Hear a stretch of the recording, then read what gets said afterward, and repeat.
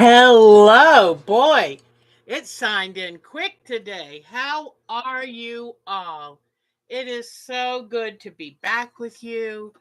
I miss you when I'm not with you, and I get so excited because I think of, ooh, what kind of fun things can we find to do?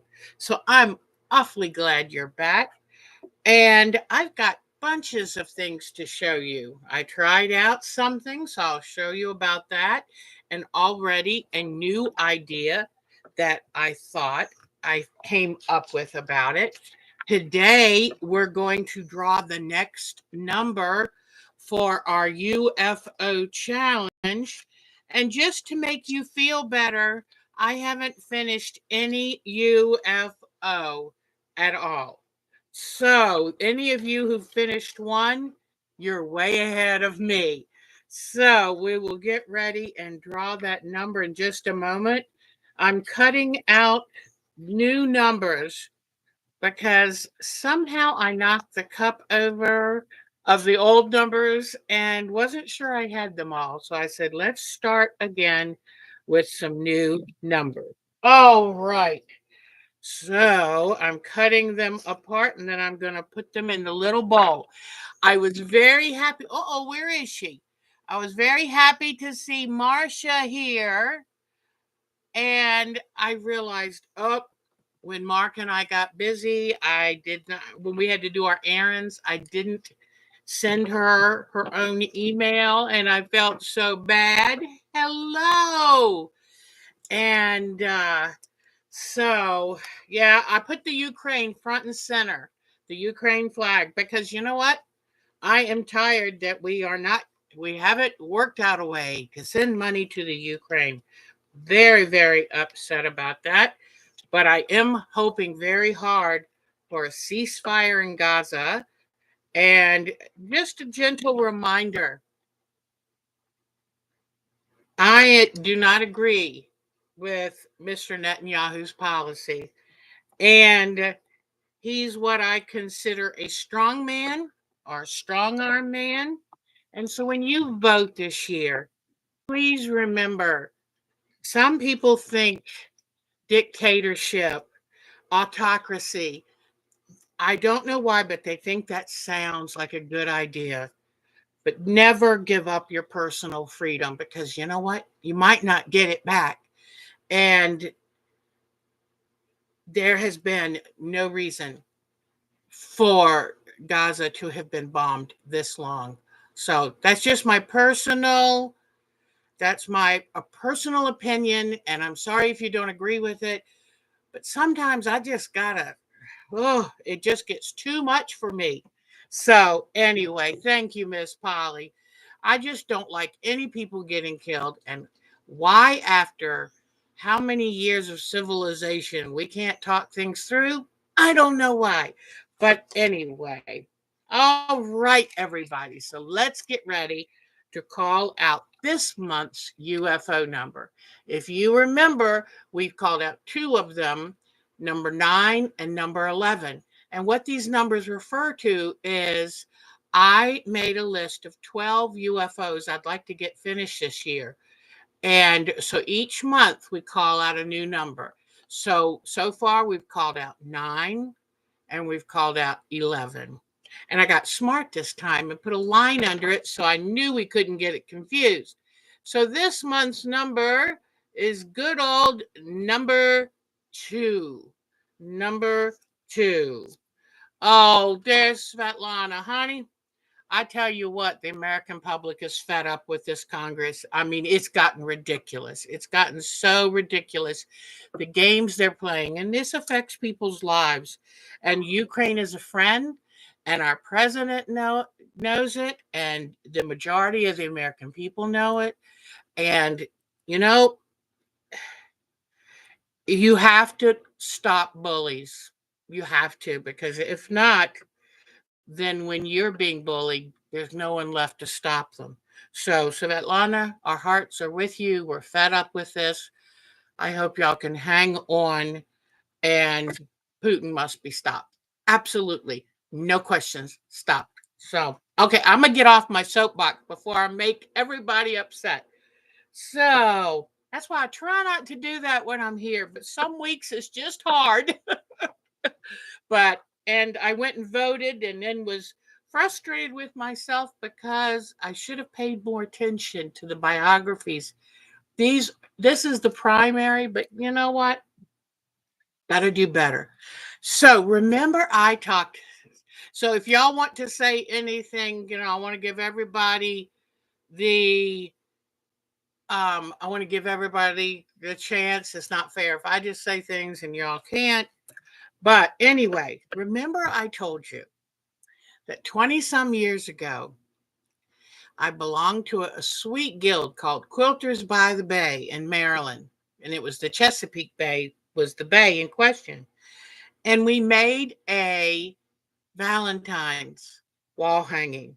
And I keep forgetting to get it out because it's so sweet. This is going to be the one of the ones that I think, my kids might, fight over.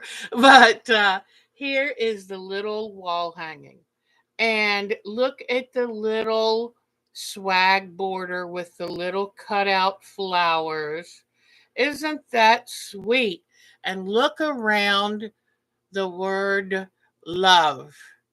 Those are bugle beads. Now, let me put my glasses on to see here. I have to say that the bugle beads have tarnished in time. So, beading doesn't always stand the test of time. The seed beads aren't as bad. But what I want to show you, this was fun to do, and I can't believe I've never done another one. Look what we did off the binding. Look what we did. That took a lot of beads and a lot of time, but I think it's so sweet. So there are the little metallic color. I used a metallic and it was rose gold, gold, and silver, I think, maybe a copper. I don't know if rose gold was popular then or we even knew about it. But oh my gosh, this is too funny. Oh, ladies, I want to show you my applique. I want to say right now, my applique, let me get a lamp over here. My applique has gotten better because you can see, you can see tons of stitches. And I didn't understand how to do all the little dips and edges, but I still love it. I still love this. And oh my gosh, the fabric is Joanne fabric 30 years ago. Uh, who knows how much polyester, how much cotton. It's rough. It was not expensive fabric. And it shows you when you go back to look at 80s quilts and 90s quilts, we didn't have the fabric then that y'all do now. Y'all are so lucky now. And we did not have the fabric quality. Um, I have a feeling almost I don't think the pink has any polyester, but I think everything else does. Look at the background. Whoops. Look at the background fabric. I'm just it has a look to it. All you have to do if you want to decide if something is all cotton or polyester or a combination, you can iron it. And polyester has a scent to it. I think it's because of the artificial fibers and they react to heat. But isn't this cute? Now, so this was probably from in the 90s, 1990s. And then now I want to show, and it's a little heavy because of all the beading. I want to show you another one we did. This one was a little later, maybe. Do you see my 3-leaf clover? That is our St. Patty's Day quilt that we did. And the shamrock is made with confetti.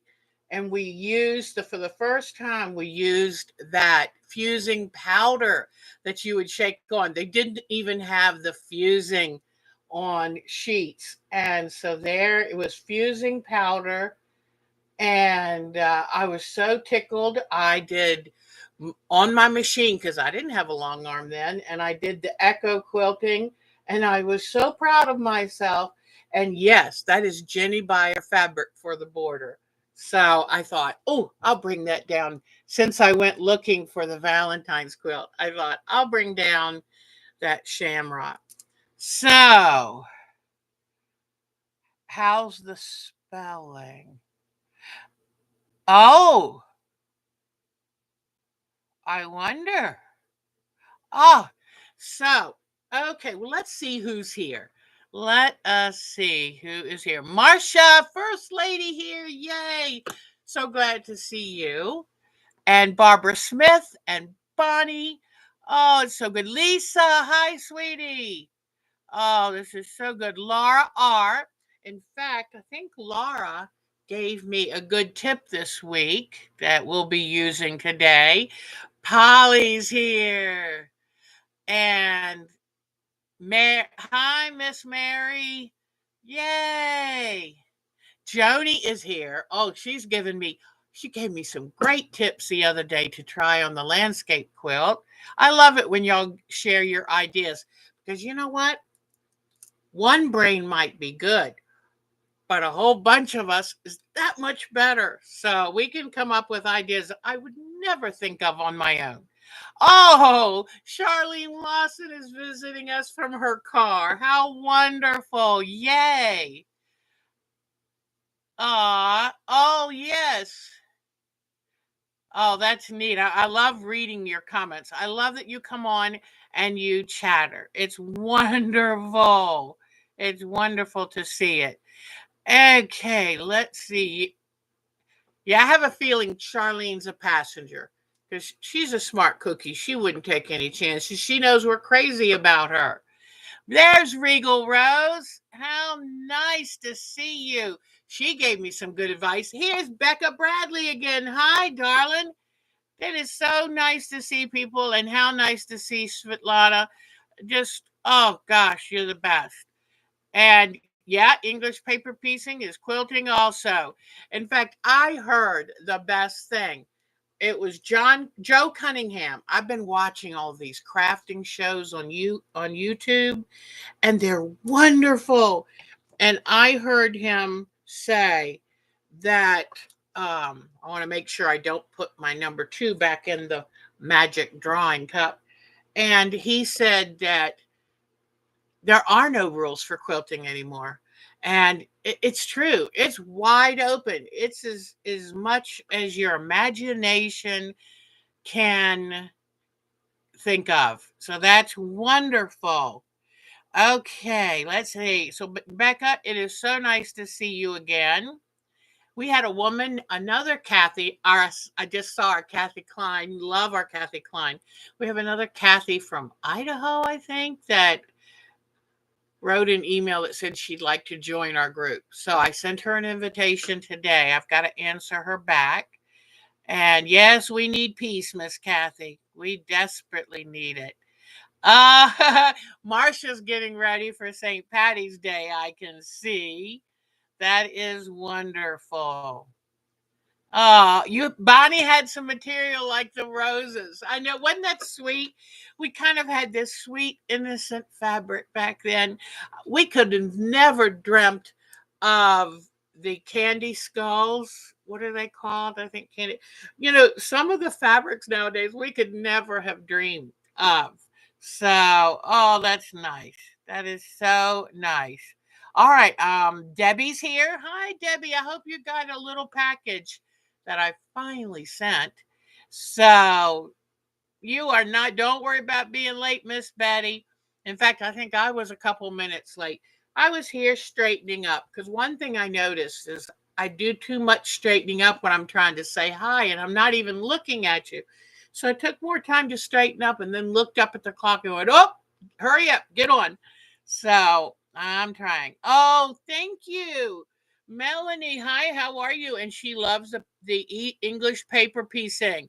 So what do you think? I think it's coming along really cute. And the colors in person are so bright and playful. it looks like rust there, but I promise you it's a playful orange.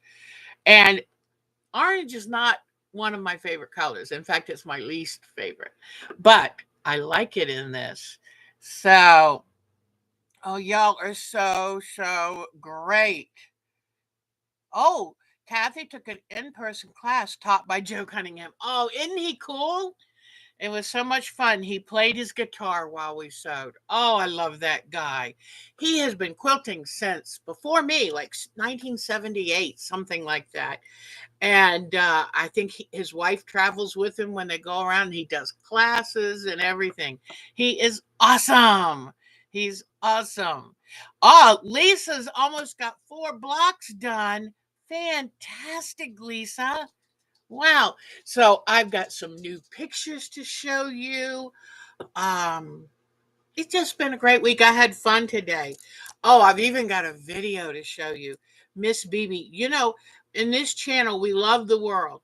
And we love that things have brought us together to make the world not such a big place anymore. And when we step on one person's toes, and someone in another country is going to feel it. And it's just wonderful to learn about others' cultures, their food, their civilizations, the things that mean something to them. And I've been so excited. When I was early married, I mean 20 to 22, we had a chance if we wanted to go to Iran. And that was when the Shah was in charge. And but then the people had a revolution, and now it has changed. I think it's what you would call a theocracy now. And but anyway, she was telling me in some of her pictures about these men who twirl when they pray to get closer to God. And I said, "Oh, we call them whirling dervishes." And she was really surprised that we knew what a whirling dervish was. And it's like, oh, they're fascinating. And as a former clothing maker, I love how they make their outfits, because the skirts on them are cut on the bias so that the fabric almost floats, and it is a beautiful, I know for them it's a religious thing, but for me it's just so beautiful to see their movements and the clothing's movements.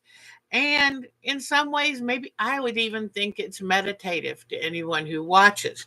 In fact, why don't we go look at that right now?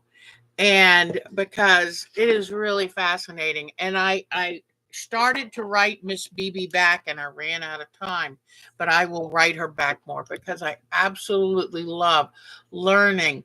I have loved this year learning about Ukraine. How many things that I treasure, like Pasanki eggs and some of the embroidery techniques and the fabrics I love, and I didn't realize it came from Ukraine. Even some of the recipes that we enjoy came from Ukraine. And then learning the vast history of Iran. I mean, this world is fascinating. And in all honesty, at my age, I'm not going to get to see it all, but I can see it on YouTube and on TV and through meeting wonderful people. And BB is one of those. Very talented, very, she's got a beautiful spirit, a very loving spirit. And I love that. And that's what our group loves too. So let me show you the video. It was, I think, from a YouTube channel about the whirling dervishes. And I think I've got it keyed up to the best. Oh, I keep forgetting to tell Mark I need the microphone turned a little more, but I'll get it right at some point. I get off of here and I have all these good intentions, and then shoop, I get busy again. All right. So I've got to go back to here. Here they are. And I've already got it keyed up to the point where they're getting ready to dance. And so here we go.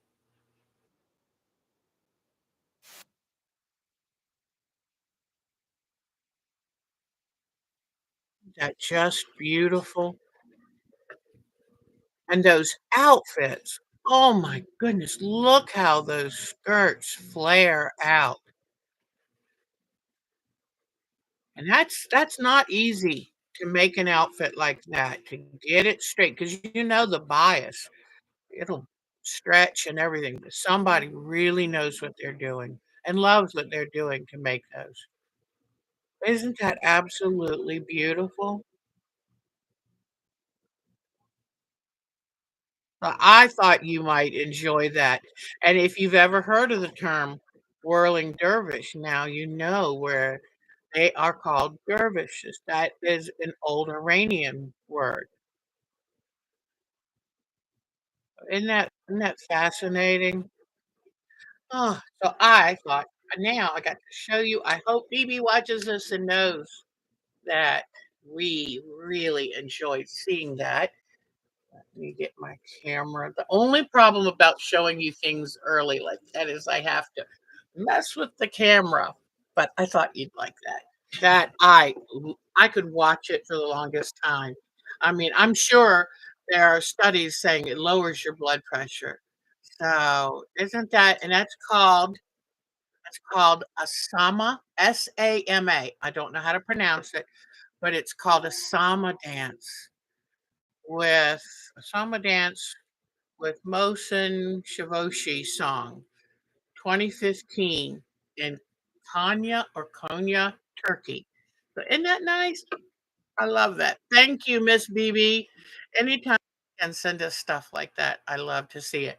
Then Miss Bonnie sent me down a rabbit hole this week because she posted a video about Sue Carlson. And Sue Carlson, if you don't know, is the most amazing quilter who did the 22-foot long crocodile quilt. And she has done a rhinoceros quilt. I mean, she's so talented. I will share that shortcut with you. And then was there another one? I'm not sure. But I in fact I've got them all on my agenda. But oh, it does. Um, what is the religion in Iran? Because we call things different names and things, but I've always said that um, we all want the same things and we're searching for the same things, which is peace and um, a gentle way to look at life and to love life. Okay, now let's see. And I think when those people do it, they want to get into a state where they're closer to God. So I think, but I need to ask BB. Yes, she did the lace polar bear. Was that incredible? Yes, Joni. Yes, yes, yes. In fact, while we're talking about her, if you haven't searched, oh my gosh, you could spend all day looking at all of her beautiful stuff. So let me see. Watercolor. Okay. Let me hold on one second before I give you. I always try out shortcuts before I give them to you because sometimes I can get a little letter or something off. Okay, let me see what this is.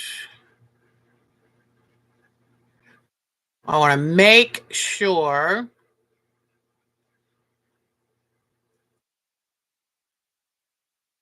Okay. One more second.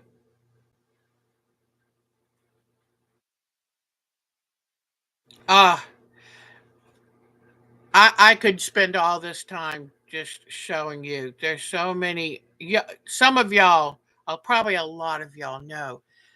We are so lucky nowadays because everything is at our tip. Oh, no, this is a different one. Okay, I'm glad I checked this because It said it was a painting video, but it doesn't appear to be that. But, okay, I will give you this one. Sue Carlson.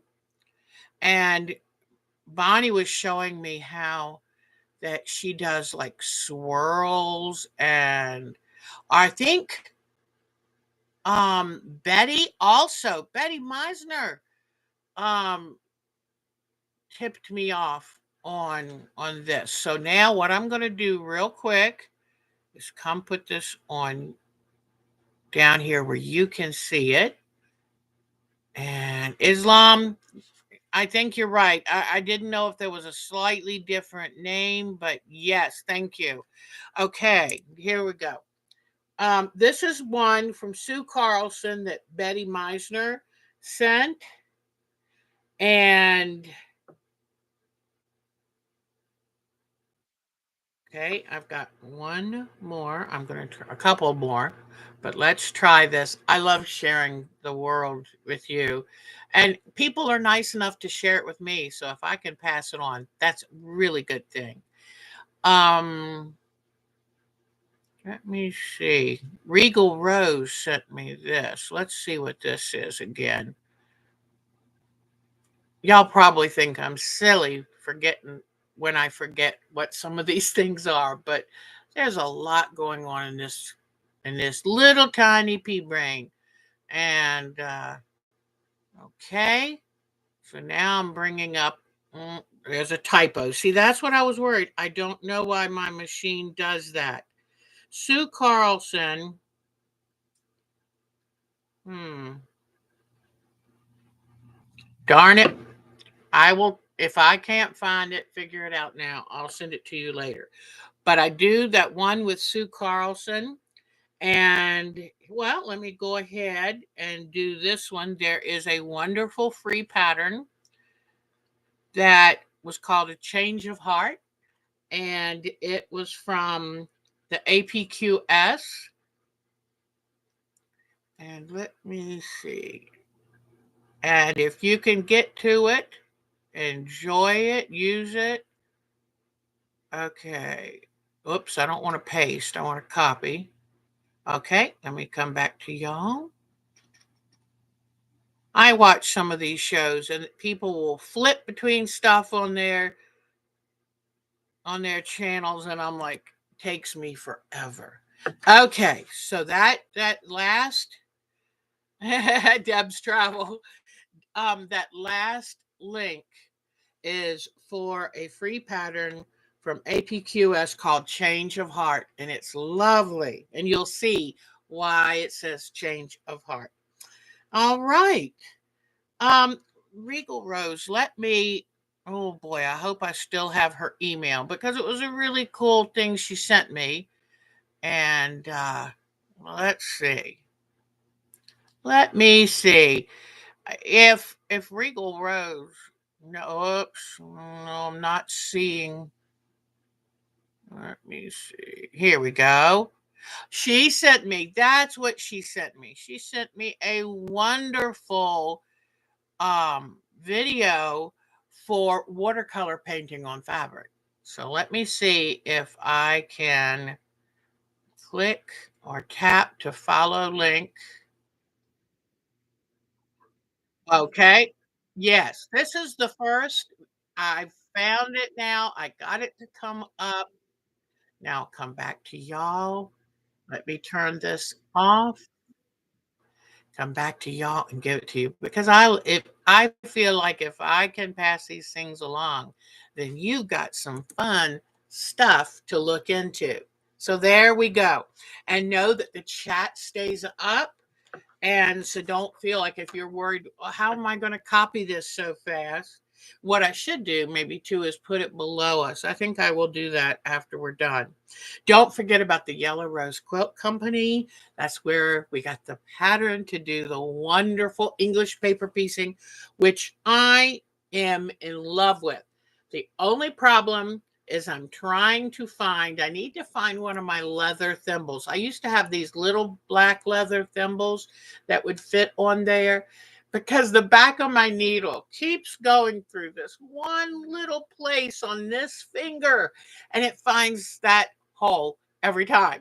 So one day I was sitting there and I thought, well, I've got clear nail polish here. I'll put that on it. And I'm going to try, Mark has some new skin. I'm going to try some of that. But, you know, I love my art so much. I put my blood, sweat, and tears in it. That's full of it, isn't it? But anyway, okay. So now I did have a YouTube look on YouTube, type in watercolor quilts, and you will be amazed some things you see. Because that's going to be, oh, masking tape. Okay. I'm doing Bonnie's thing. I'm going to do that. I had not tried masking tape. Oh, Bonnie, you're such a dear heart. And so what I'm going to do, um, I've been looking and I found a gel thimble, but it kept getting in the way. Sometimes I'm like a kitty cat. I'll put a thimble on my finger and then leave the finger out and not use it. It's like, no, that defeats the purpose. All righty. I'm going to just show you real quick. On Thursday nights, we have Art Quilt Thursday. And I spent 12 hours this week on this landscape, but I finally made some progress. Let me see if I've got it. Look, come this way. Okay. So I finally made some progress.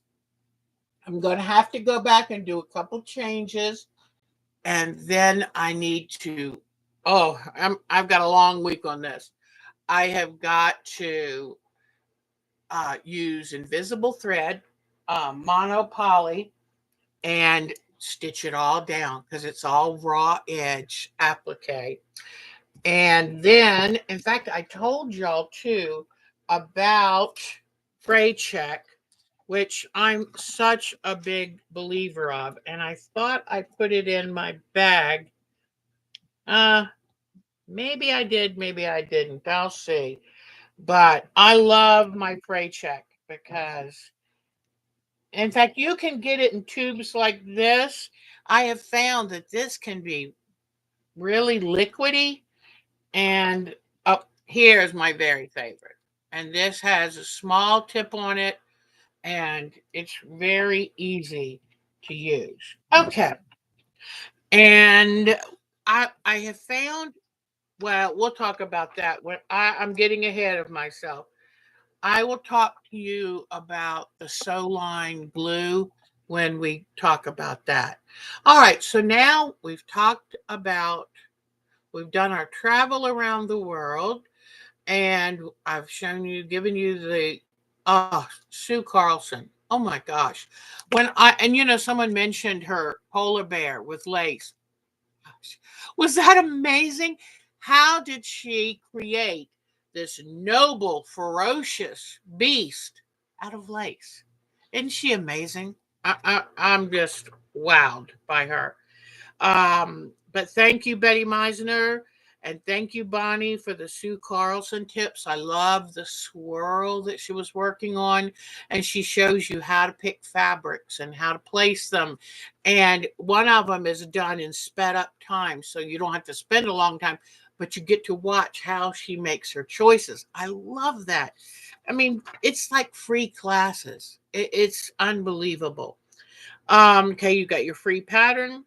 And so it shows here the next thing for me to talk about is,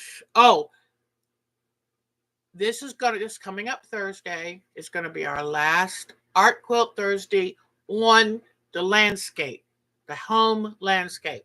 Then I'm going to take a week off. Dog, Mark is in the garage. I'm going to take a week off. Then the next week when we start up, so this will be March. You see. Let me look at my calendar. And that's not a calendar. What is portraits out of cheesecloth? Jody. Oh my gosh. Oh, that would be nice, Melanie. I need something. Most of the time when I sew, I don't really want a thimble on. You know what? I know what I need to get too. I also need this. This and masking tape, I think, are going to save me. But I have these things called thimblets that they're here they are. Thimblets. Yay! I need to take these up. These are very sticky. In fact, if my hands are clean, I can take it off, put it on a non-stick surface, then pick it back up later when I sew again and put it back on and wear it. Oh, these are by Colonial and they're a little pad. See that pad? So when I sew, I just need to come and put it right across the area that constantly wants to get the back of that needle. I can't tell you when, and it's like once you have that hole there, that needle back, and it's the back of the needle, not the sharp part, the dull part. When it hits that hole, it makes me cringe. So, all right. I should send some of these to Miss Bonnie, see what she thinks of them. But and they'd be really cheap to send. There are 64 in here, and I tell you, a pack of these will last you a long time because, like I say, I will take this off, put it on the top, put it on anything slick, non-stick like this, plastic or whatever. Then when I get ready to sew the next time, I pick it up and put it back on. I can do that several times with them. So they are wonderful. It is like getting married. That's right. It's like getting an electric shock. I told Mark when I did it the other day, just remembering makes me cringe. And I was telling Mark, I said, I cannot tell you how painful that is when that happens. And because I get stuck all the time. When you create like this, it's part of the job. But the only two things that bother me is when the back of the needle goes in that hole that takes forever to heal up. Um, and sometimes I will accidentally run the needle right here. It hits this part of my thumb. Well, that part of your thumb, that's bone. And there's something about the needle hitting the bone that just makes me nauseous. I mean, it's like, ugh. And it's not that it's that painful, but it triggers something. Those are my only two things I don't like. I don't care about bleeding. I don't care about being stuck. I don't even really mind too bad a little cut, but just don't run the needle into the bone and don't keep sticking the back of it in that hole that gets there. All right. I'm talking about such fun things today. All right, so we were talking about the next art quilt. I am so excited about this. I've had a watercolor quilt on my bucket list, my quilting bucket list, for at least 20 years. At least, probably 25 years. So it's going to be so much fun. And this is a great time to go into your stash and find the fabrics from yesteryear. Find those old fabrics that have the flowers and the little calicos. And it's you want to have a wide variation of color. In fact, when I start cutting my fabrics and gathering them, I'm going to lay them in piles based on dominant color. And you want to go white, black, brown, red, orange, yellow, green, blue. Purple, don't forget purple. But you are going to want to lay them depending on what the scene that you want to do. 2.5-inch squares, because that way, if you don't use them for this, they're right there ready to use for any number of quilts. In fact, I got to see a little bit of a Bonnie Hunter video the other day where she was doing some new sewing. Oh, I love hearing her voice. She's got a great voice and a great way of, I just wish I liked making scrappy quilts. I like scrappy quilts. I just don't like making them. I almost have a nervous breakdown every time I try to make one because there's too many choices. I remember when Alex Anderson was on, what was that show? On the HGTV sewing show. I forget now. And she had somebody on there talking about put all your fabric in a brown bag and you don't look and you reach in and you grab one and you have to use that. I thought, oh God, no. I mean, I think my hands started to shake. I thought, I can't do that. I can't leave life to chance. Controlling much. So anyway, but I can't wait for the watercolor quilt. It's going to be so easy because we're using 2.5-inch squares, and I think I want to be able to stick down the fabrics. I'm thinking, you know how I like the Steamosine 2, or maybe fuse it. We talked about fusible interfacing because if we ironed it all down on the sticky side, you can leave the interfacing in, and I can show you a way that people sew the fabric together. So I would say at least have some fusible interfacing, and if you don't have that, a piece of freezer paper. And we will start on that. And did I ever find the date? I don't think I found that. Simply Quilts. Thank you, Mary and Jody and Charlene. And oh, this is great. Yes, didn't we all learn so much from Simply Quilts? That was the best show. I think I've told you too. Um, I used to email her because I had a big HGTV chat group that I was in, and I used to email her back and forth, and she would do live, and it was so neat. So I think a lot of her. All right, now let me go to my calendar real quickly. I know, aren't y'all? That is cute, Jody. Okay, let me see. Hold on. Come on, calendar. Come on, calendar. Oh, this is just terrible. Is someone else able to go look at their calendar and find out when, not this coming up Thursday, but the one after that? Let me see, 15, 16, 17, 18, 19, 20. I think it's the 21st of March. I think it's the 21st. Well, the 14th, isn't the 14th coming up? Hmm. Hmm. You're right. You're right. What I was describing was the 14th, Bonnie. Forget the 14th. I won't be here. 14th, I will. I'm going to take a break that Thursday, so it would be the 21st of March. 21st of March, we're going to start the watercolor quilts, and I will have a pattern for you. Do not worry. I will have a pattern drawn up, and all you have to do is kind of fill in the square. It will be fun. All right, this Thursday will be the 7th. Thank you. That's our final home landscape quilt. And then the 14th, I am not going to be here. And then the 21st, we'll start our watercolor. And that way, too, I am really enjoying my home landscape and I don't want to rush it too much. So that way I can take more time, and then if we have to, I can show you when we start our watercolor quilt, I can show you the latest things I've done on the home landscape.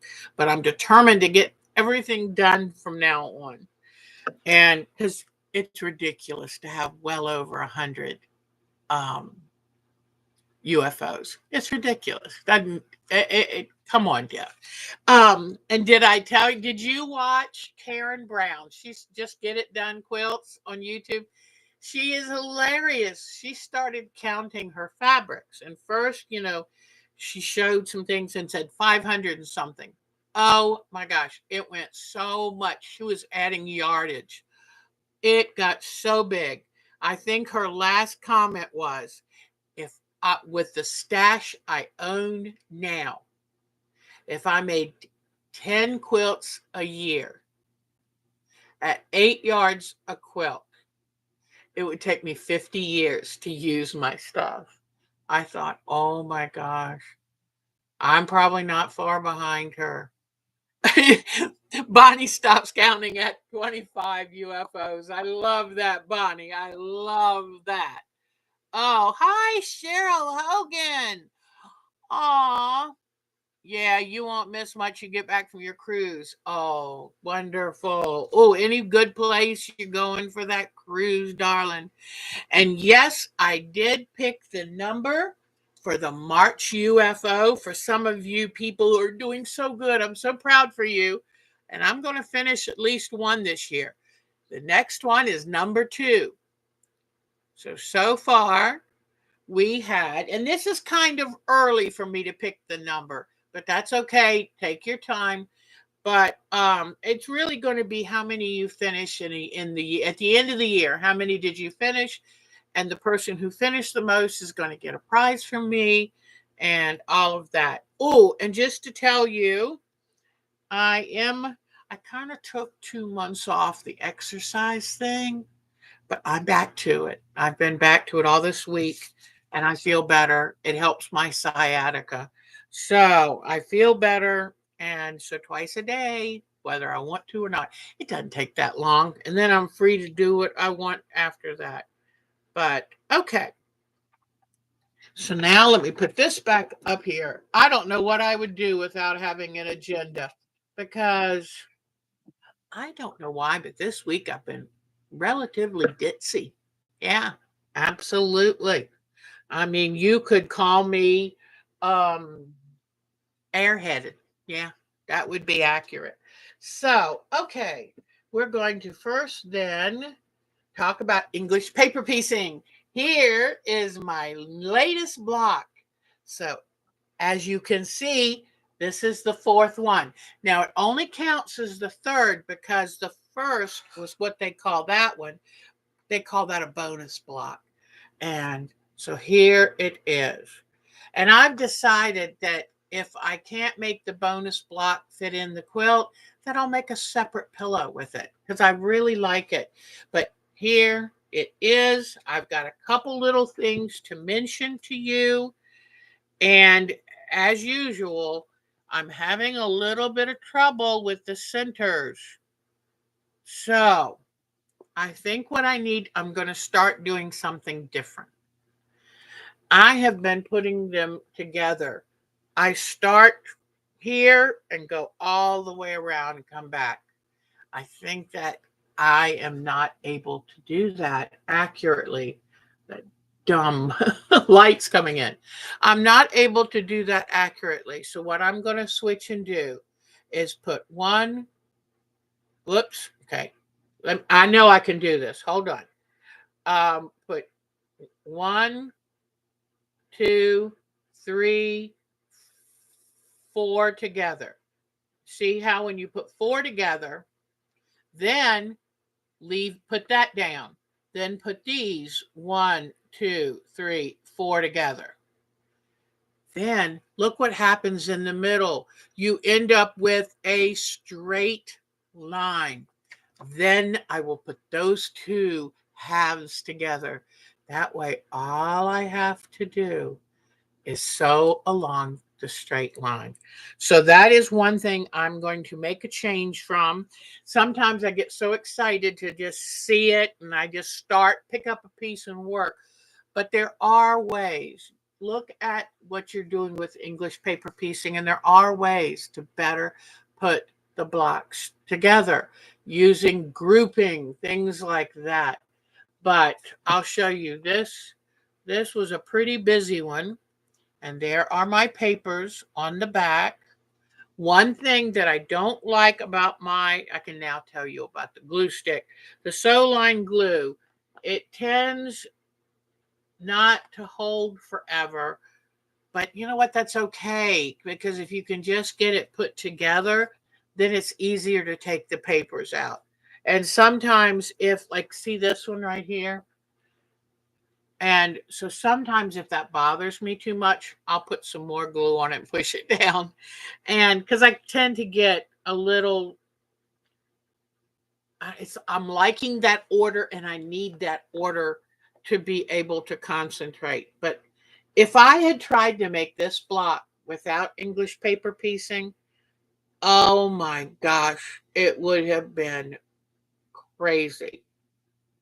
This is so nice. And the main thing is I can sit and relax while I do it. And that has been good for my soul. But that glue, it'll kind of pop up. But I keep telling myself it's okay because you only need it to hold while you sew it together. Once it's all together, like right now, if I wanted to, I could take out all of these blocks. I cannot take out any that are along the edge, not until I've sewn the blocks together. But this is fun. I don't know why it has been so much fun for me because I have resisted learning it. We had a woman, the guild that I used to run in person for 9 years, we had a woman come in and teach us, and she was a wonderful teacher. I sat in the back and kind of organized all my stuff. I didn't go and look at it. Well, I have to admit, I'm prejudiced against hexagons. And so just doing this is kind of a betrayal of my promise to never do hexagons. And but I'm loving this. I love cutting out the papers exactly. I love cutting out the fabric for the papers. I love gluing the fabric on the papers. I love everything about it. I really, really do. So I'll let you know when I start sewing the blocks together or to the sashing. I'll let you know because they said if you wanted to sew it by machine, you have to open out these so that you've got that seam allowance. If you leave them folded down, you have to hand sew all that together. We'll let you know how that goes. But for right now, I am loving this. So, okay. And then later on, after we do show and tell, I've got to make up some new fabric blocks. I've got to take the papers that are already cut out. I've got to take those papers and I've got to glue the fabric. And I love that part. So if we have a chance, I'll show you that. Okay. Ew. And this is the case that I keep everything I need for the paper piecing in. And oh, I found another piece of beeswax, and I make sure not to let the poodle near the beeswax because she has a thing about beeswax. So she didn't swallow it; she just chewed it up into tiny little nothing, and I'm not sure why. And we call her our crack baby. So I'm not sure I could learn. All right, so we talked about English paper piecing. Um, I mentioned be careful about those 8 pointed centers. Leave the seam allowance that's going to be that hold the pieces to the middle. Leave those longer so you don't fray. Keep fray check handy because I have found that when you start sewing those intersections, they want to fray. And if you can pop some fray check on, then sew it, holds beautifully. All right. Yeah, you do end up feeling like you're back. Yes, because the paper piecing, it's so peaceful and relaxing. And in fact, the only problem is I don't think I'd get very far sewing by candle. We had our electricity flop on and off the other day. And I thought, no, no. So now let's talk about our red work. Yay. I always think of Bonnie when I think of this project because she is so devoted to all the different hand arts. And oh, she loves cross stitch, all the things. I mean, her black work is amazing. So last week, I did this block. Okay. And now this week, honestly, I didn't start it till last night after dinner. So I picked one that was really simple, which means a lot less going on and a lot less color changes. Now, one thing I'm finding that is a problem is I'm picking fabrics to match the focus fabric that I'm going to use for sashing in a border. And so I picked some light colors that just don't want to show up. So with this one, my darkest green is what you see right here. And so there was no way I could use my lightest green. It just wasn't going to show. And I could not use my lightest yellow. The only way you can use some of those lighter colors is if it's inside a darker color outline. So I just want to warn you, these are, you're going to have that bold sashing fabric and bold border. Be careful that you have enough color here to um, really show, or else they're gonna just look pale in between. This one I had to choose some bolder colors, so I think I'm gonna have to go back to the bag floss. See how nice and tidy I keep this? So I tell you, I mean, I've got cardstock, cut out my own little tags. They won't be archival, they're just going to be cheap cardstock, but it's better than, I mean, come on, what in the world? And have you ever noticed the moment you put them in a bag and sit them over on the shelf, they get out, they play, and they get tangled because they weren't tangled when I put them in, and it's just been sitting there. So they must act up. That's the only thing. I think that's what it is.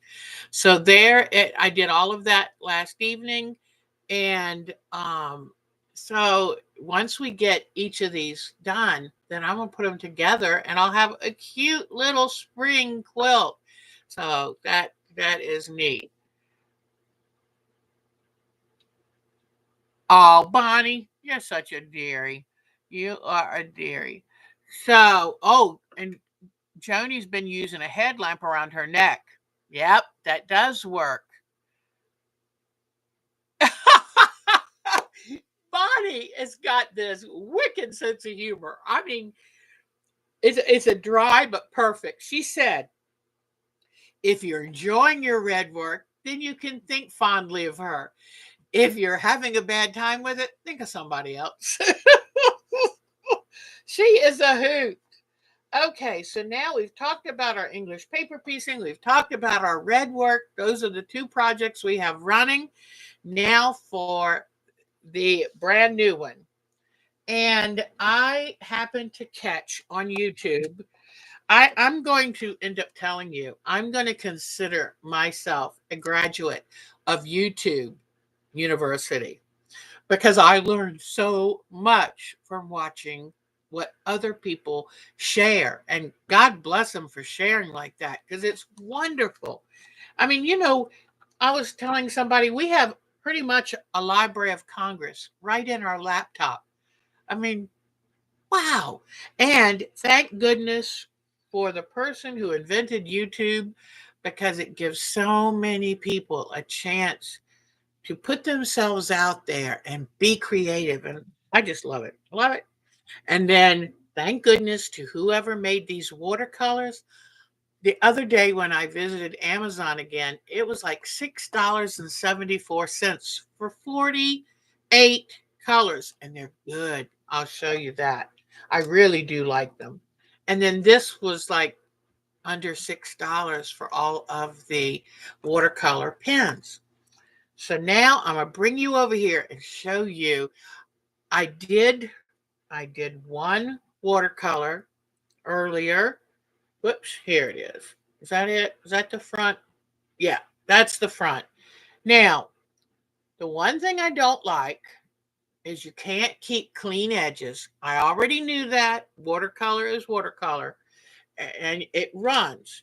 But if you'll notice with this bee, I was able to keep cleaner edges. So I'm going to give you a few little hints and tips that I've discovered. And I'm going to invite any one of you who has painted watercolor on fabric to give me your hints, even if you just painted on paper, because there might be some things that kind of, transfer over. I'm going to go ahead and take off my wonderful Thimble-It thing and put it on the top of my sewing machine, which is non-stick and nice and shiny and hard. Okay, now I'll show you how I'm doing this. Let me bring you over. Now, okay, what I have here is this I just kind of drew up on my own. And it was kind of, it hurt my brain. So I said, okay, what's an easier way to get a picture? So I pulled out one of my coloring books. And as you can see, I love coloring with crayons. Not. So this now is going to turn into a watercolor inspiration thing, because you know what? Watercolor to me is more fun than crayons. So I don't know. I got this back during the pandemic. I thought it would be a good thing. It wasn't. So I've got like 4 of these sitting around, all different kinds.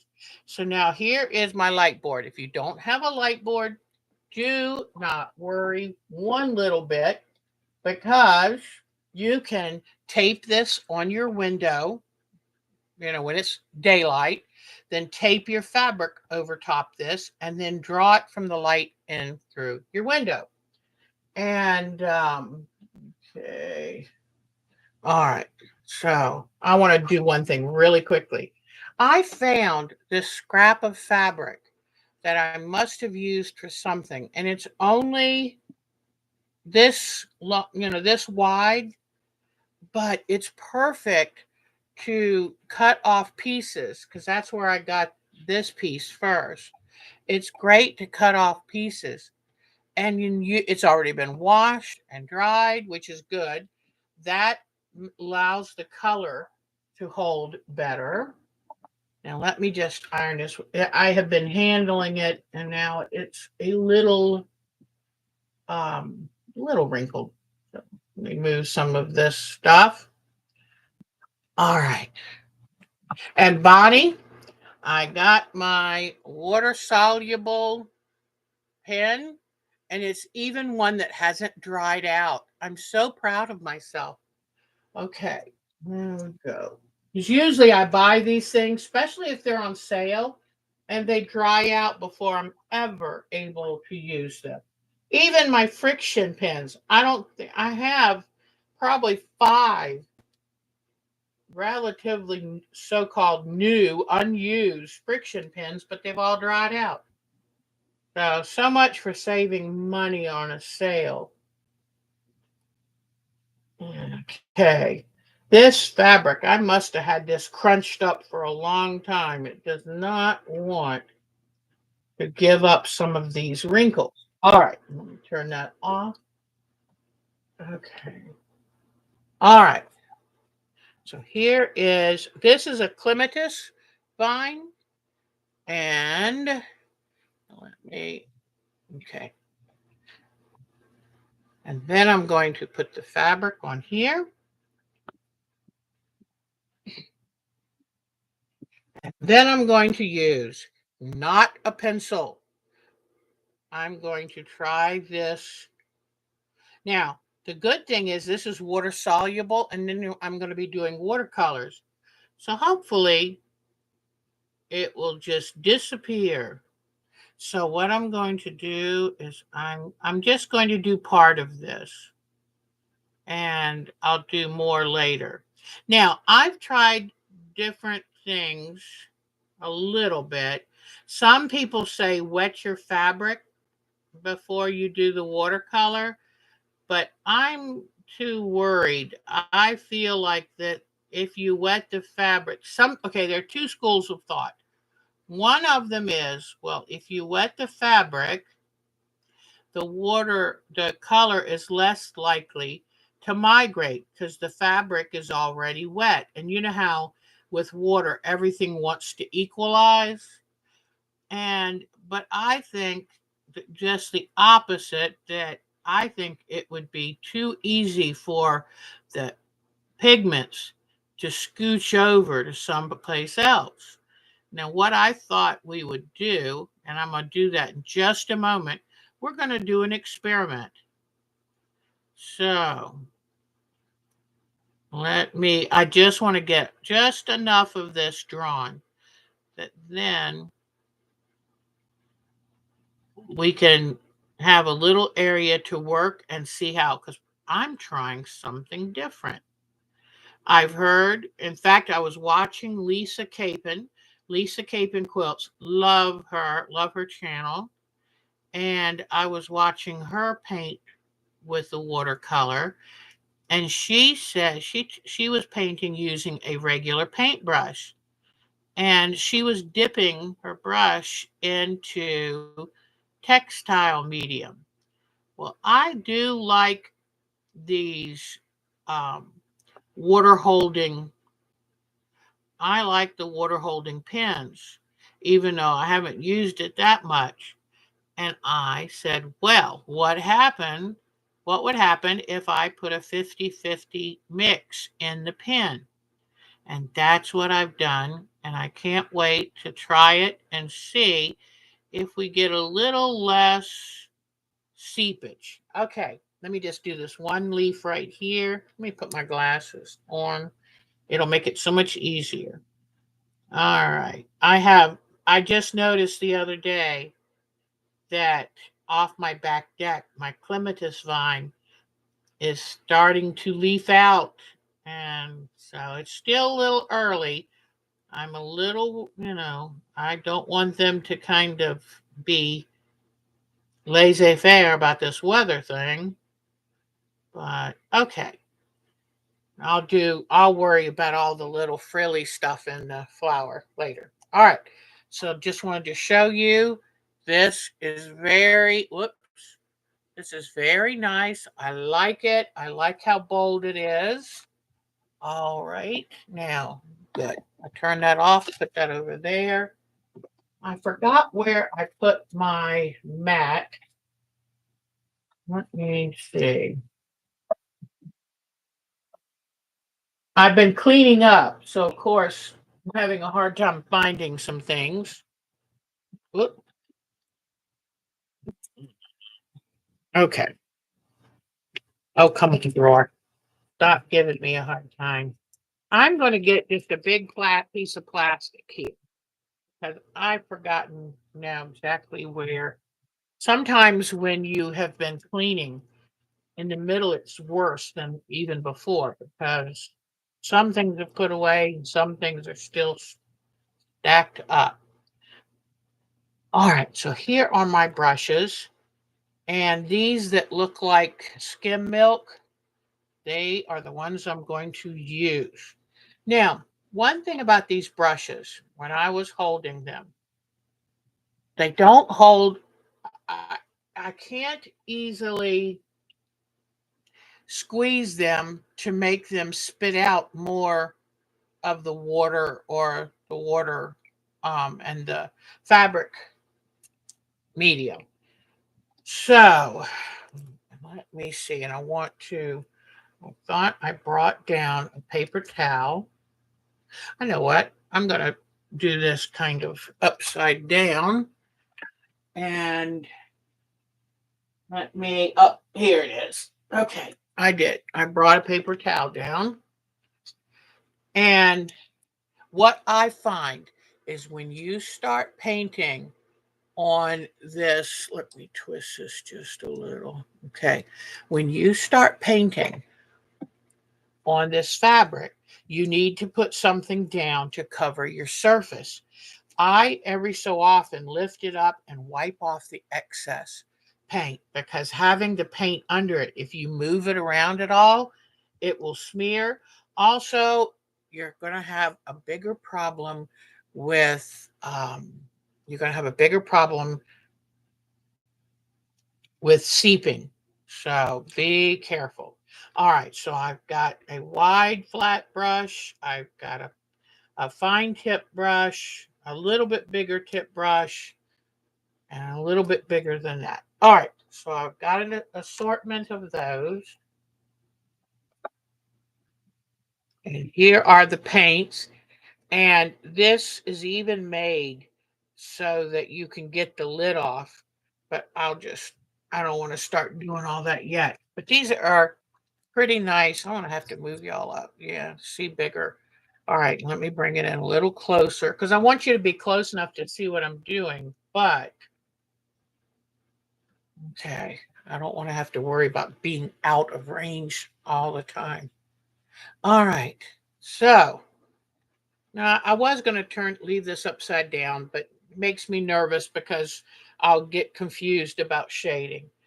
All right, I'm going to get the finest toothed one, which is finest pointed one, which is this one. And the first thing you do, remember with these brushes that the connections are opposite because they want to make sure that as you're using it, it won't accidentally get loosened. So the way you hold it, it's backward. It tightens backwards to help keep you from having accidents. So before you use this is dry. See how it's perfectly dry? And you've got to take and give it a little squeeze, and that will cause the water to start to come into the barrel. And then let me see. Yep, it's starting. The watery mixture is starting to come out. So give it a good little squeeze. Also, I forgot this. I found that having a container with water in it was very helpful. It allowed you to rinse your brushes and kind of clean things up. So now there we go. All right. So a lot of times, if you want, you can start out by dipping your brush in water. So with this clematis, I'm going to start with the dark colors, and this is going to be a purple one. So I'm dipping this in, let me, hold on just a second.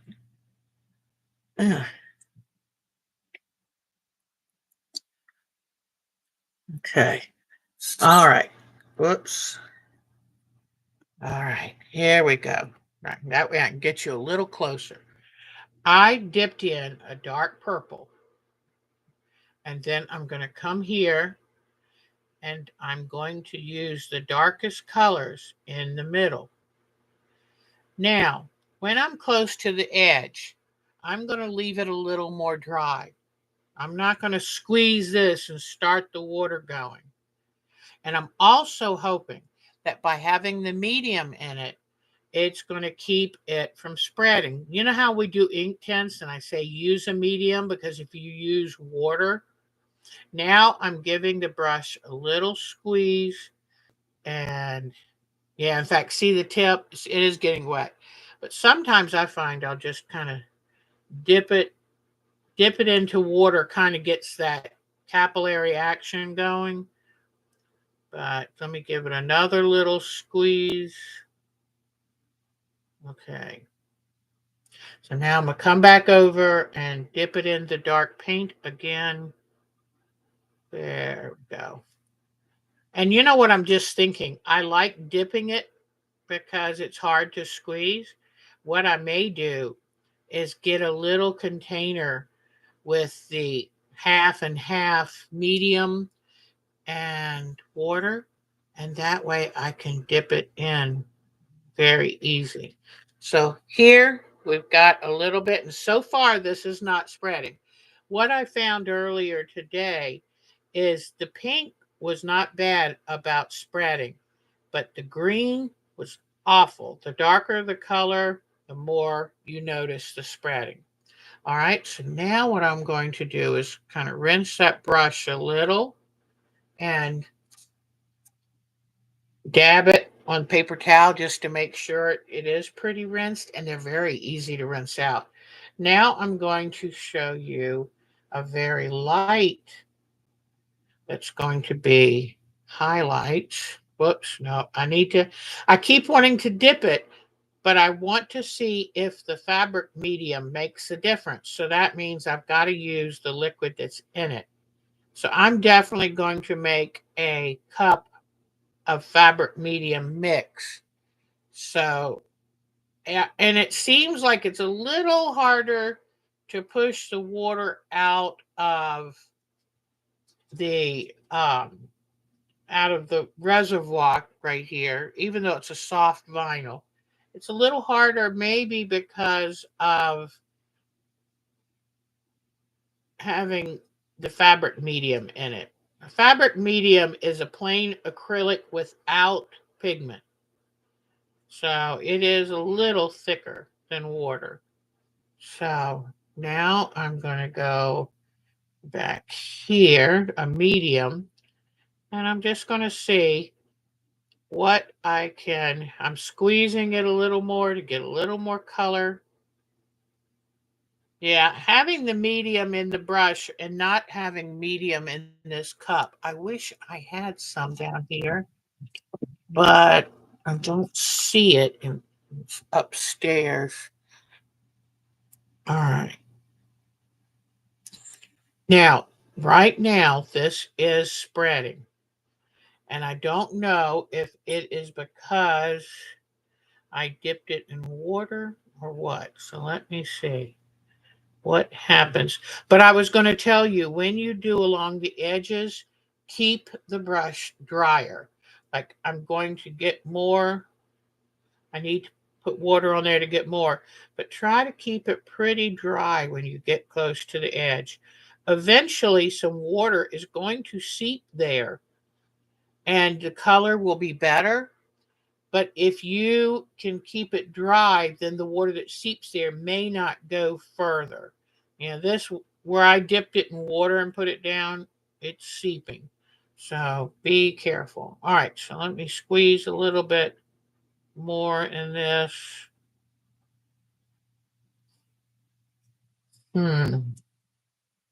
Yeah, I'm thinking I'm going to need a cup of water to dip it in. So, because it doesn't want to come out quite as good as I would like it to. But just like what Lisa Capon found, I'm thinking that the water with the fabric medium doesn't run quite as bad. So yeah, I'm going to end up doing a cup to dip it in because otherwise this is so slow. The one I did earlier was so much faster. Now, one thing I want to do is the green is what ran so badly for me before. Also, I'm using a very tiny brush. Let me try using a bigger brush. I mean, some of these brushes are huge. Look at this. But I don't need to use something that big right now. Okay. It's hard to get them back in I don't want to mess them up. All right, let me find a much wider tip. In fact, this is one I was using earlier today, and it's got a nice, you know, flat tip. So let's try this one. All right, I know that the water, yep, it's squeezing down really well. So now I'm going to try this. Oh, yeah. Okay, so it was the brush as much as anything.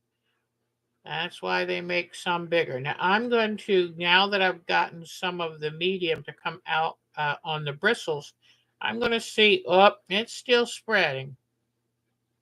Now I wonder if you used 100% fabric medium, would it run less? So that is something that I might want to check with too. Okay.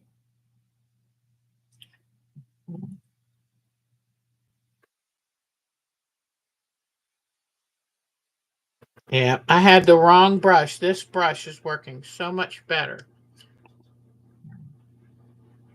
Come back in with some of this lighter color here.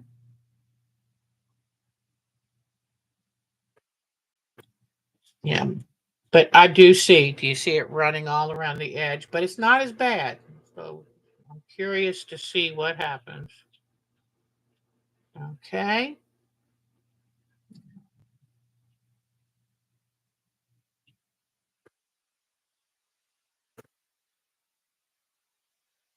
I also want to try one other thing that I was thinking about, and that is, what if I took some of the gel school glue, put it in a fine tipped little bottle, used it and went around the edges, and then painted it?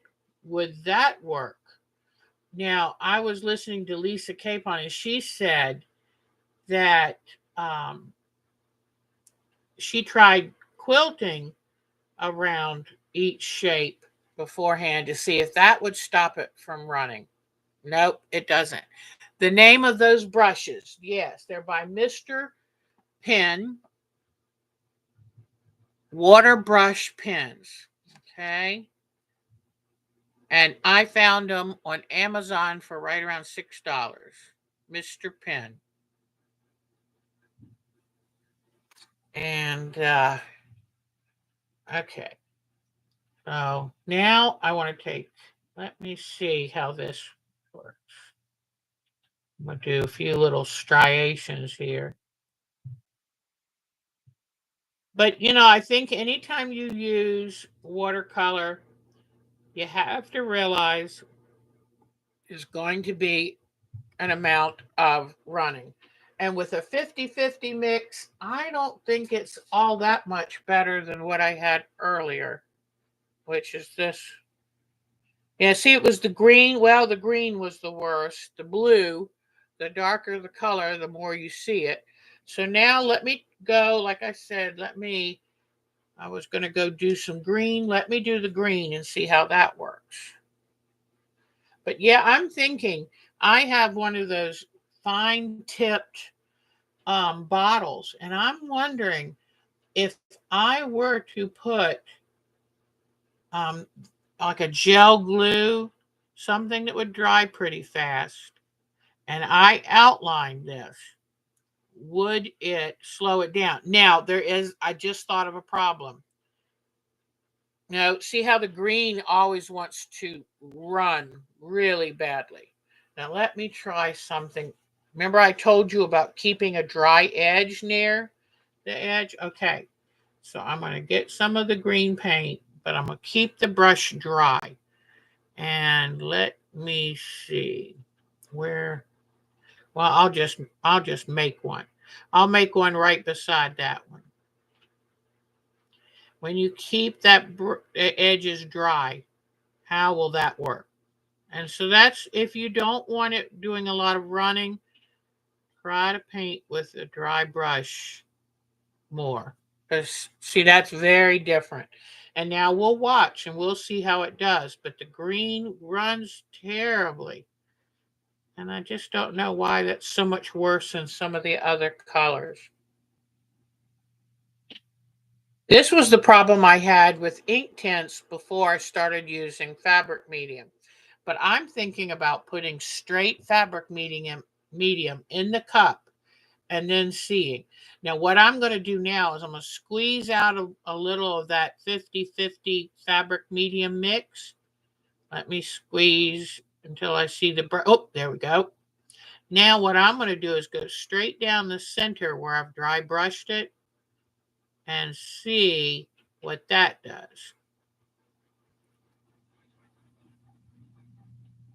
Oh, and while we're doing this, while we're waiting to see what that's going to do, I want to come over here.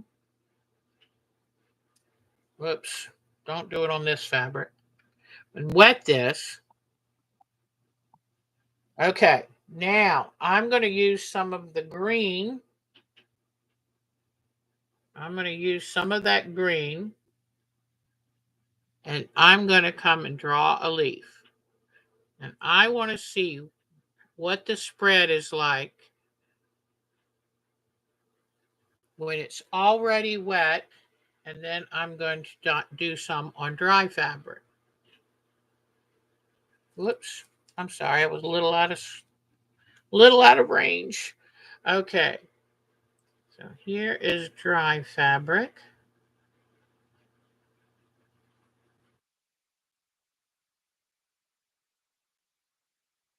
And let's see which one is worse. Because I understand the theories in the argument. I understand the theories. The theories being if this fabric surrounding your pattern is already wet, the fabric won't be so in such a big rush to go spread. But my thought is it just makes it easier to spread. And if things always want to equalize, then the paint wants to equalize between each side. So now let me go ahead and put more water on this too. I'm trying to be fair enough. Let's see. I would say right now, I mean, look how fast this is spreading. And look at the distance it's spread. I want to make sure you see this. Do you see that? So I would have to, that's like a half inch. That paint came out a half inch. And I don't think this is going to come out a half inch. So I would say paint on dry fabric. That pre-wetting the fabric is not going to help it. Because, I mean, this came out all the way here. This came out all the way around here. In fact, whoops, I'm going to show you just to make sure you can see this. Okay, here was the leaf I drew. And here is how far it seeped. Okay, does that help? And then here, so far, it seeped this far. In fact, right here where the wet, it touched the wet, it did farther. It actually started to come out to here. So I think that it's pretty clear. I'm going to paint just on dry fabric. But the one thing that bothers me, and see, pull up your fabric every once in a while and kind of mop up the excess paint. One thing that bothers me is I don't like, whoops, sorry. I don't like, I do not like how this, I don't like how this looks. Now, one thing you could do, I guess, would be, let's come in with some pale blue. And I guess you could kind of do a little bit of a sky kind of deal. Yeah, I don't think that's going to really cover it much.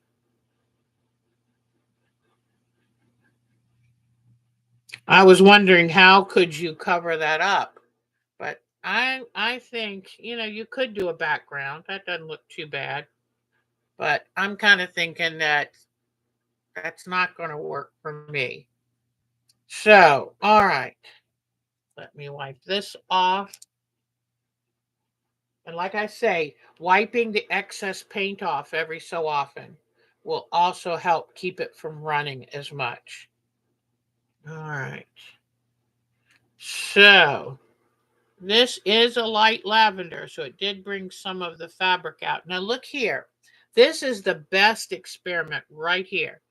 This is where I used dry edges and then squeezed some of the fabric medium water mix and only put it right down the center.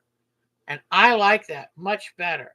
So now what I'm going to do is I'm going to come back to this part of this leaf, this petal. I'm going to come back and I'm going to I'll do this. And what I want to do is kind of let the paint dry just a touch, Just kind of come in. Don't go right up at the edge if the paint is too wet. Now let's see if I can get a dry enough line. I'm not sure. I might have put too much water on the little paint. But I'm going to see if keeping it as dry as possible along the edge, which means don't put too much water on the top of your little paint circle, your paint dot. I'm going to set up a dry edge. And so now it hit the wet from that, but I don't think that's going to be too bad because it was drying. What I'm thinking is then you come in and you start filling it out just a little more. But you're staying away from that edge because you know that if you get too close to that edge, it's going to run. Okay? So right now I'm trying to use more dry paint and I'm going to fill in. If I have to add a little bit more water to get the paint, I will. That's not a problem. And I have not squeezed the paint pen. So I'm trying to just, whatever water I put on the paint to get that to come up, that's what I'm using.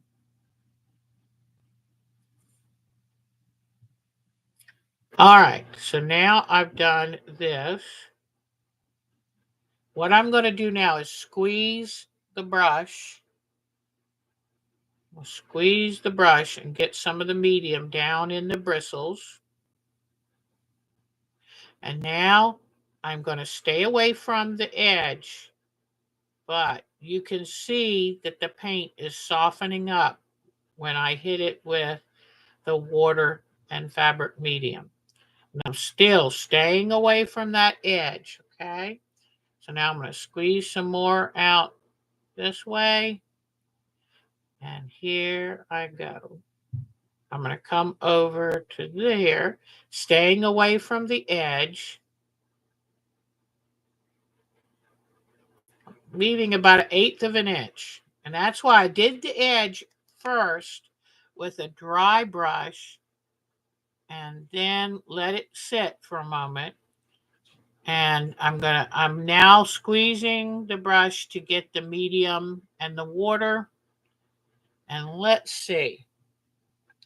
Right here was my edge. So this part has been seeping. And oh, I remember I told you I thought this might be too wet. When I first was doing it, it was a little wet. So up here where it's dry, and you're going to be so tempted to want to run in there and fill in the dry, but I wouldn't do it yet. Wait and see what seeping happens. This side doesn't really appear to be seeping at all. This side is, but the paint was a little wet. So now I'm going to rinse out my brush and I'm going to take a very pale purple and I'm going to, it might have it a little. I'm going to come down here. Let's see if I can get a pretty good dry brush edge. Now I know where it reaches up into here, it'll run. But let's see how this comes out. All right, now I'm going to squeeze the brush and do some filling in.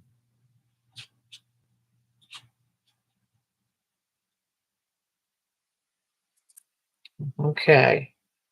So I think the best answer is to try to dry brush the edges and get up to within an 1/8 of an inch of the edge, because that way you can see a little bit of water has just started to seep over. Let me bring it to you. On this is the side that it was a little bit wet when I put it down, but still it's better than this. Here is the side where it was definitely a dry brush, and I stayed back 1/8 of an inch with the water. And as you can see right now, the water has seeped over enough that it doesn't have that weird dry brush edge. Up here you can still see, up here you can still see the dry brush edge. So if I wanted to, I could come in here now and just kind of touch it gently. So that's what I'm going to work on. I like doing this. I like how it's coming out. I love 48 colors. So I think it's going to be something that I enjoy, but I've got to develop a few techniques so that it won't just turn out to be a muddy mess. But so far, this green is doing beautifully. Here's the other green. It ran terribly. You see where it ran? But look at having a dry brush and only going down the middle. Look how well that worked to contain the paint. And here is the side it was a little wet. Still much better than this one. But this side over here, it just barely broached that edge. The yellow is doing good. The pink. I'm going to do one more tiny little bit of green. And then we'll go to show and tell. I've got some new pictures to show you. But I'm going to come back in. The green is the one that really goes to town. So right here, I'm going to hopefully, this will be a dry edge. Yep, that's pretty dry. I'll fill in a little bit in the middle.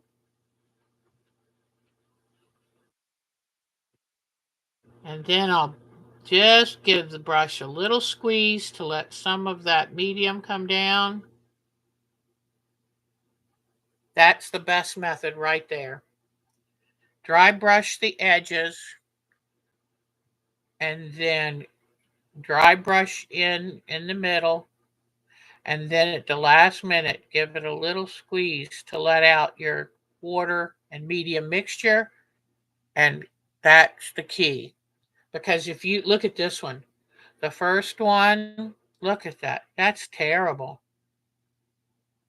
So I hope this has given you, yeah, I would love to find a resist. You know, I sometimes use, oh my goodness, what are they called? The wax. I have some of those little wax pens, and you hold them. Uh, uh Not to jap. To jap is the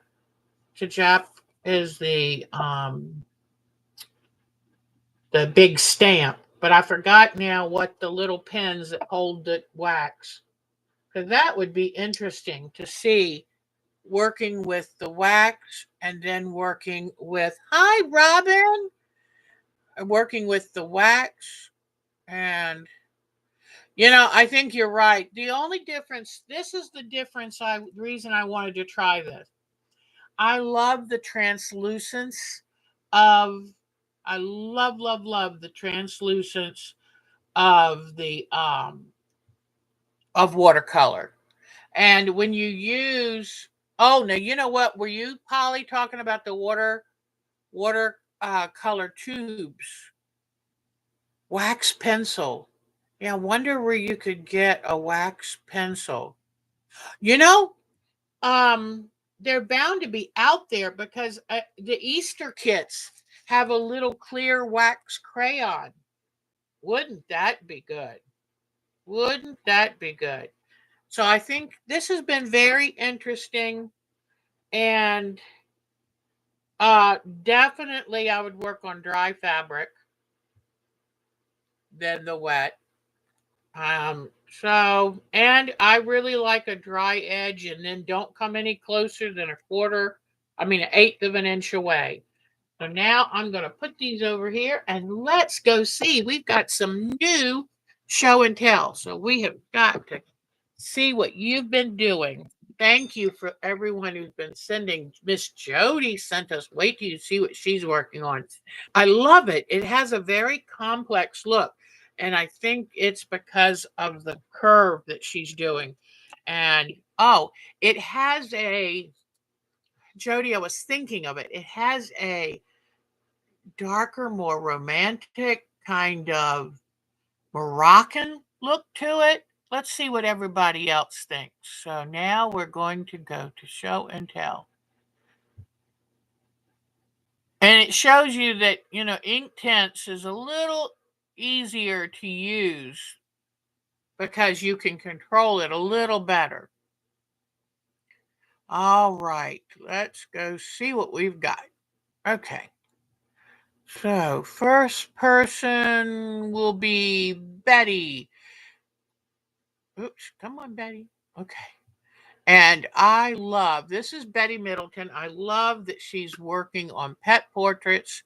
And the best thing I love is she's experimenting with different ideas to see what works, what doesn't, and what might be really pretty revolutionary. And I love this. I love the way that she has painted this. I forgot now if she used ink tints or what, but it's absolutely lovely.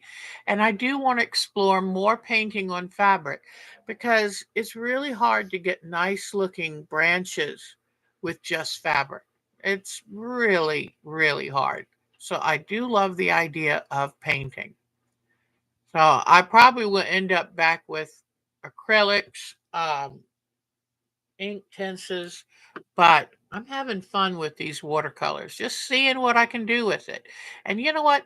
That's what life is. That's one good thing about life is we can experiment all we want. It These things don't cost a lot and scrap fabric is always around. Y'all have got to watch the Karen Brown one. It is so cute when she's counting up her yards of fabric. And it sneaks up on you when you least know. So I love this. Gosh, Betty, this is most gorgeous fish. And oh, she's so talented. And I love, look at the dots here. Look at the lines here. The dots here. It gives movement just with the fabric. Look at this. Look at this batik. It gives movement to the fish. So, Betty, this is wonderful. Wonderful. And I'm not sure what. Oh, okay. The shadow is in the picture. I thought I was making the shadow. And there she is. So we just love this. It's wonderful. All right. Now we're going to, BB. So now Miss BB lives in Turkey, but think about her heritage and all that it brings to her life. I mean, look at this bread. Oh my goodness, that looks delicious. And I love these purses. Look at the hand embroidery. I mean, she brings such feeling and love. Look at the little bell shaped flower pulls for the zipper. I mean, she thinks of every little thing. I just love it.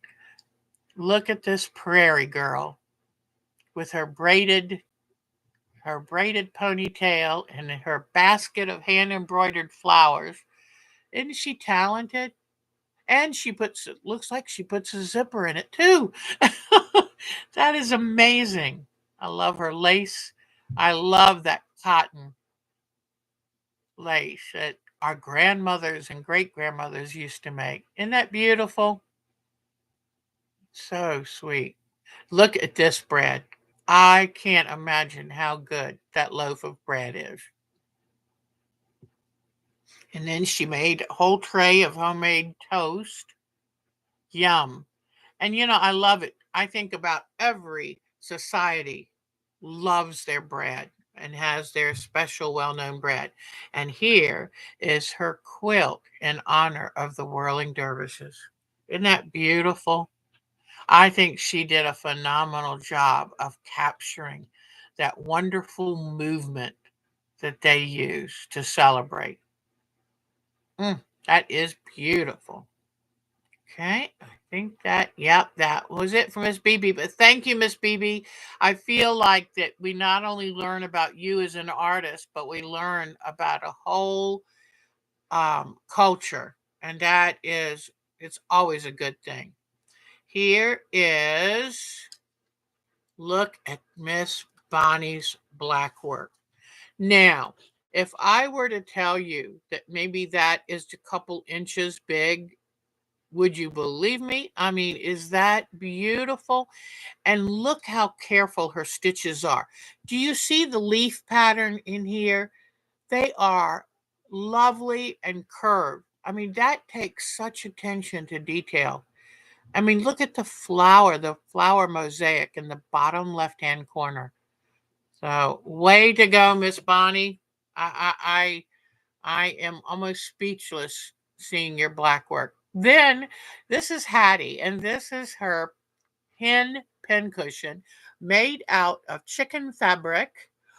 And then here she's got a lovely earring. I love her eye. And then look at all these natural feathers. So Miss Bonnie said she is ready for Easter. I think that's something to crow about. Oh, isn't that the cutest? I love it. What a beautiful job of embellishing, Miss Bonnie. Beautiful. And then, don't we love this? Isn't this the truth? I there are certain things I'm thinking I could find a use for that one day. So, oh, and that's right. She gave her pincushion a refresh and all new pins and hairdo for that. I love it. I think Miss Bonnie's enjoying retirement, and I'm so glad.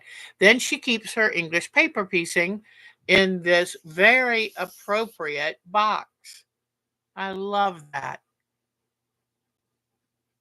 And I've got to figure out how she did her hexies that have a border on them. Wow. Nice job. And she is doing her red work using some dragon designs that she has collected. Isn't that cute? I made my grandson a 3 foot long dragon 10 years ago.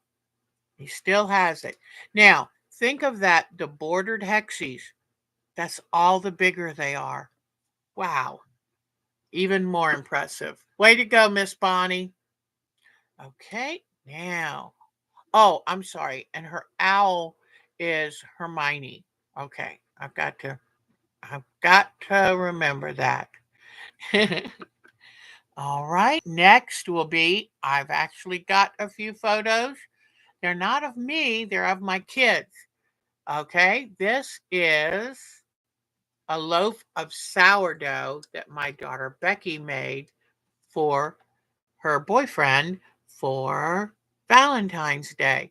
And the thing I love about this, I do the easy potato based sourdough.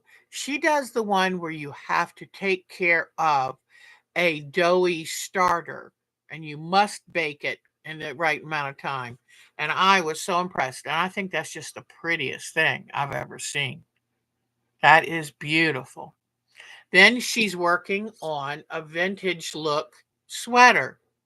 And I told her, I think that's cool. I would have loved to have worn that to high school back in the 70s. So I love it. And then my other daughter, Katie, made these dinosaurs, knitted these dinosaurs for the grandbabies. Look at this. Isn't that the cutest? There they both are. And here's Russell with his Brontosaurus. And there is Donnie with his Triceratops. Aren't they just the cutest things? And in fact, in 2 weeks, Russell will be 5. So they sure are growing up fast. All right, that's all that I have. Now let's see who else. Debbie. Okay, Debbie has a beautiful red work that she's displaying here. It's a winter red work, and you can even see it doesn't have to be all red. It can be all different colors. red work is just because when this type of hand embroidery first started, red was the cheapest color floss they could afford. They had just started making the dye,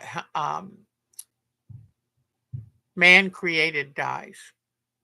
And that changed the whole market. I love these quilts, Debbie.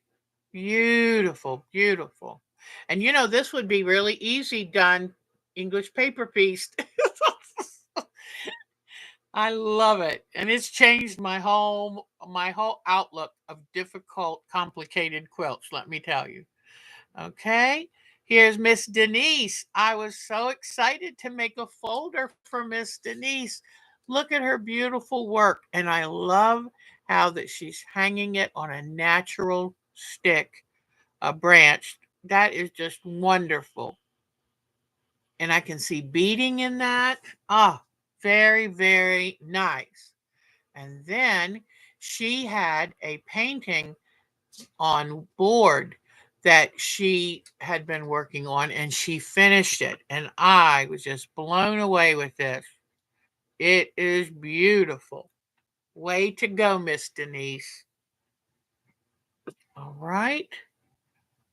So thank you for sending in photos, everyone.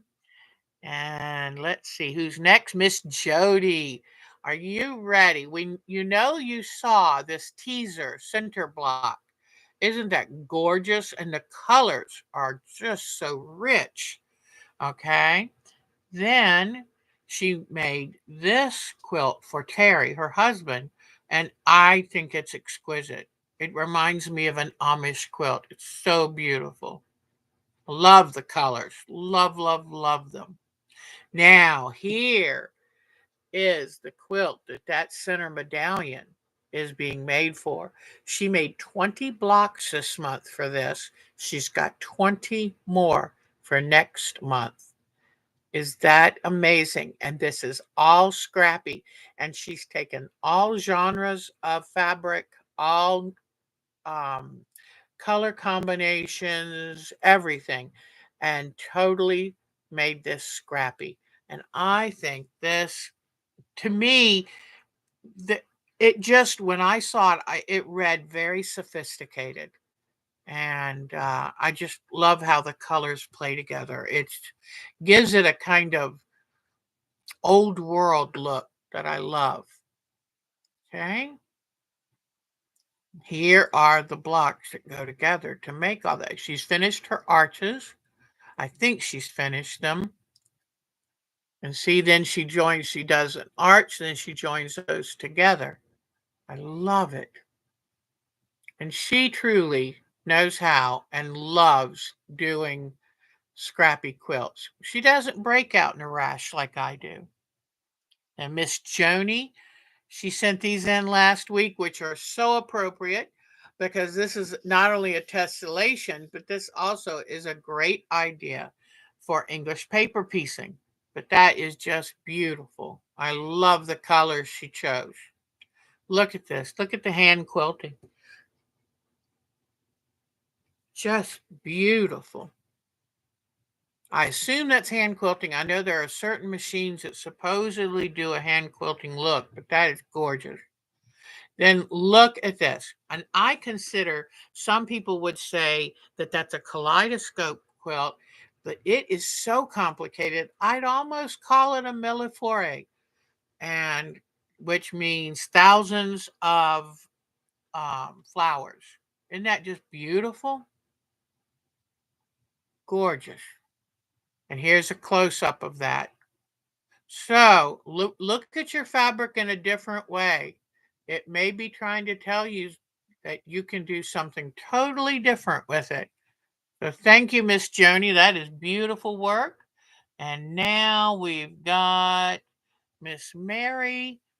And I just, here is another woman who loves Scrappy and who handles Scrappy so well with such a joyful heart. I love this. And of course, sheep, with my daughter. In fact, my daughter said She's got another week or so, and then all of her lambs are going to be due at one time. So I love this winter quilt. Sadly, here in the Piedmont, we didn't get any snow this year, and it's not very likely we will now. Here is a fabric rope cat bed that Mary made. That is lovely. Mm, okay, now we're going to go to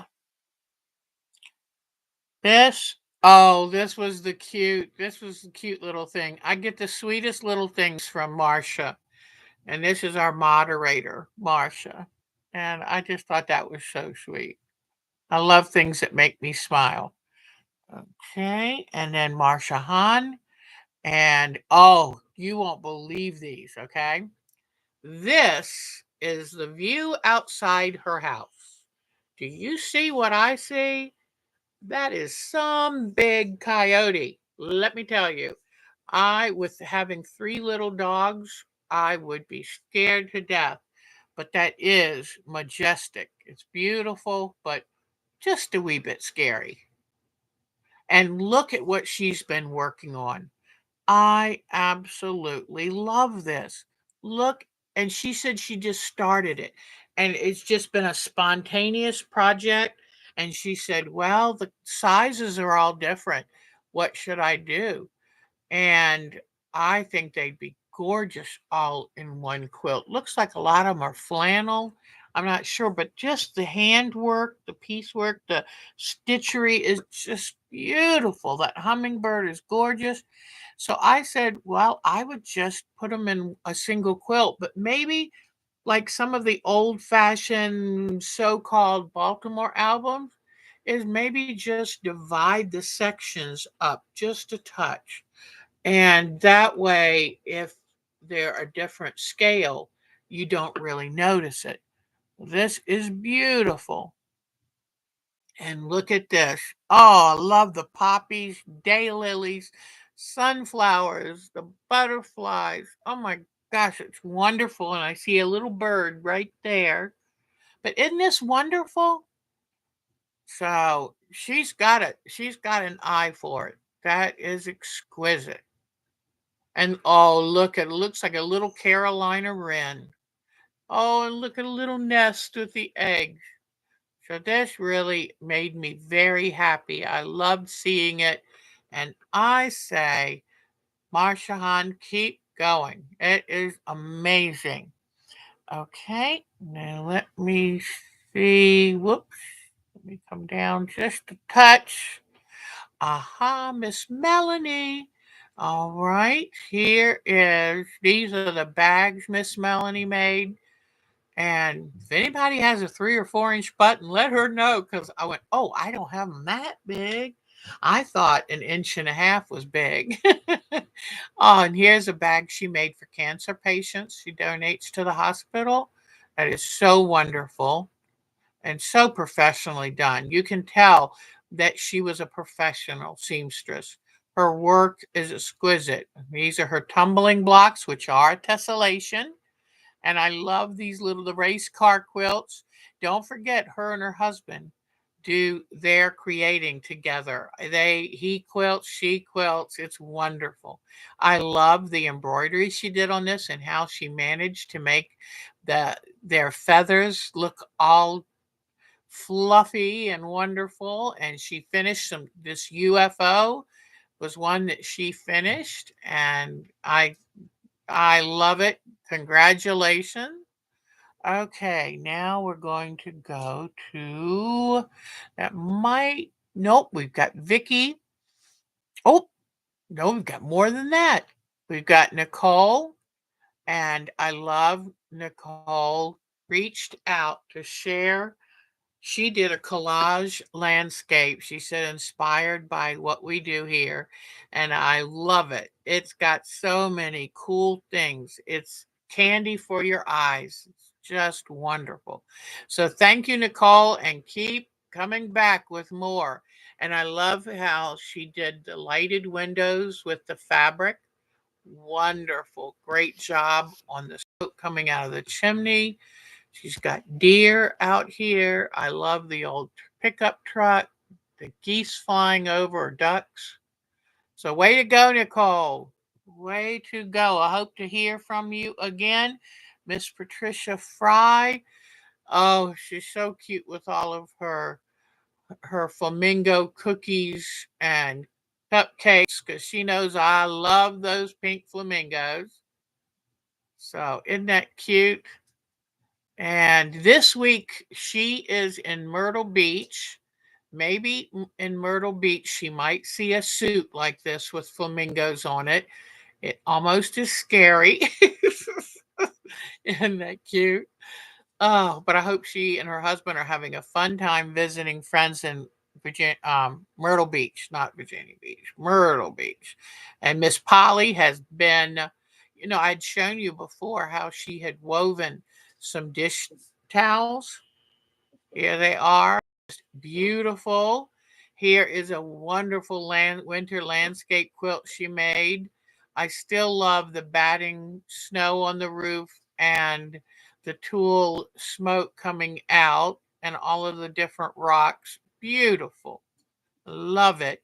And then this is her latest dining room table runner, which matches her decor beautifully. Isn't that wonderful? And she wove that on her loom. I am so impressed. Way to go, Miss Polly. Beautiful. Okay, and then I think there was one more, Miss Vicky, I think. Yes, and this is our last one. And this is Miss Vicky, and I think she goes by on here, Joe Sews. And look at this wonderful quilt. Every time, and look at that rug. I have yet to make one, but every time I see that, I want to. And that's why we love your show and tell, because it inspires us.